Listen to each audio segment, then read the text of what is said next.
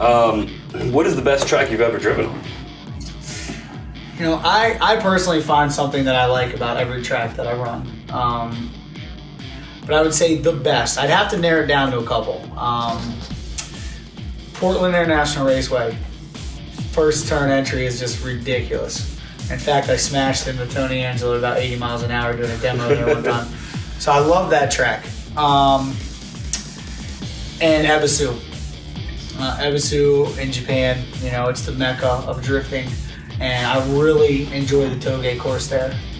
And there's 7-8 courses there. All the courses are fun, but I love the Toge course. So I'd say Portland and Ebisu are probably my two favorite. And obviously Irwindale's a good time too.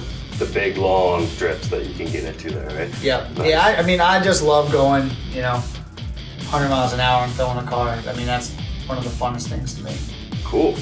Do you have any racers that you kind of admired or learned from as you progressed through your career? No.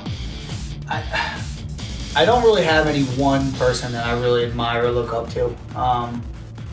I think growing up, I've taken characteristics from a lot of people that I thought were, pretty cool or, respected for one reason or another. And if I had to narrow it down to like one guy that I look up to the most, it'd probably be Yoshinori Koguchi, who used to drive for Falcon Tire, and he's just a OG drifter in Japan. Just doesn't care, just super crazy style, foot to the floor, very aggressive, and I really looked up to him, and I think that he'd probably, if I had to name one person, he'd be it.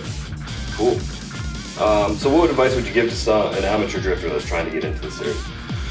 I think the best advice I could give anyone is get into drifting because it appeals to you. Not because you think you're going to get sponsored or make a ton of money and become a pro driver. Get into it because it's fun. You enjoy the challenges. You have to kind of like working on cars because you tend to break and smash stuff. But other than that, it's all about having fun. I mean, drifting, the community, and the camaraderie and the friendships that you build within the sport are just incredible. But most of all, make sure you're having fun. Don't be scared to ask questions. Email drivers. I answer emails all the time. Giving people pointers, and like I said, the camaraderie at drift events is incredible. So anyone that's better than you, don't hesitate to ask them how they're negotiating turns and stuff like that. And most of all, again, have fun.